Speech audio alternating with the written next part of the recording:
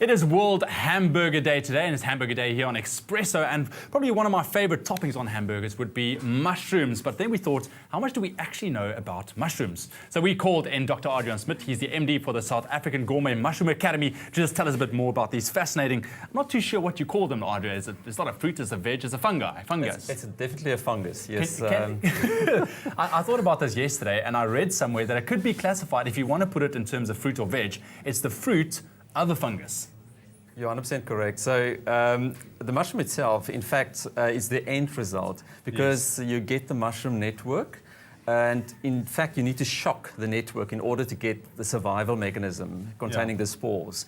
So when we cultivate these mushrooms, we need to, at specific stages, we need to make sure that we shock them in order to have, the end result. Very interesting. Okay, so you got a whole box of different type of mushrooms here. Take me quickly through what do we have here in front of me, because here's some mushrooms I've never seen in my life before. So this is the industry what we refer to as the exotic or the gourmet mushroom industry. It's completely different when you compare it with the button mushrooms.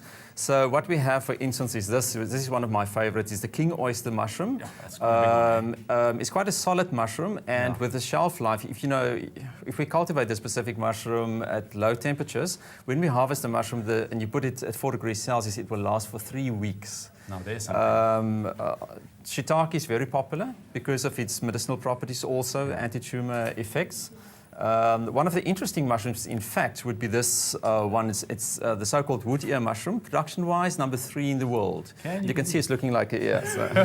It's got the veins and everything. I love it. And some shimei mushrooms. So quite a different kinds. Now I have to ask you this because we know that some mushrooms can be very toxic, very poisonous. How can you distinguish between the ones that you can eat and the ones that you can't? Yeah, it's all about education. So.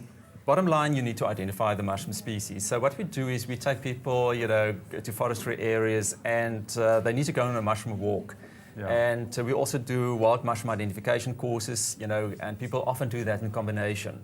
You need to make 100% sure that you can identify mushrooms. We focus only on the easy ones, like, for instance, the porcini mushrooms, the pine rings, and the leucinums, etc. Exactly. All right. And I've also heard that some mushrooms can have a good medicinal properties, or can have medicinal properties. Yes.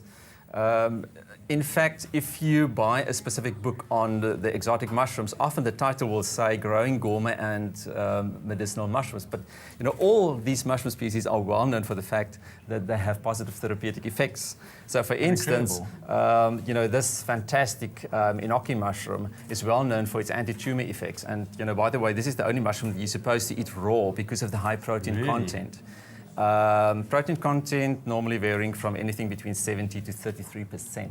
That is, wow. Okay, so definitely good medicine, but it just goes to show how much information there is about mushrooms that we don't actually know about. So let's talk about growing them yourself. Yes. How easy is that? I mean, is it just like planting a mushroom, or how do you go about it? So you need to regulate the temperature, the humidity, the airflow, and the light intensity.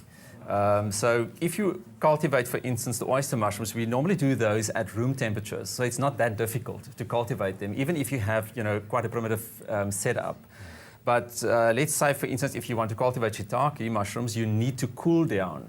And then it's becoming a, sophisticated kind of setup, and it's quite costly. Then it's a numbers game. Because when you invest money, you need to produce a lot of mushrooms. You need to produce a lot of mushrooms, and there's a lot of different kinds of lots of different flavors. I don't think we have time to get through all of them, but what we will do is we'll put all Adriaan's details on our website, espressoshow.com, and find out exactly what the South African Gourmet Mushroom Academy is all about and how you can get into the whole mushroom business, I'm sure. Adriaan, thanks a lot, man. This is incredible. This is my favorite, the one that looks like an ear. We'll be right back after the break. Very cool.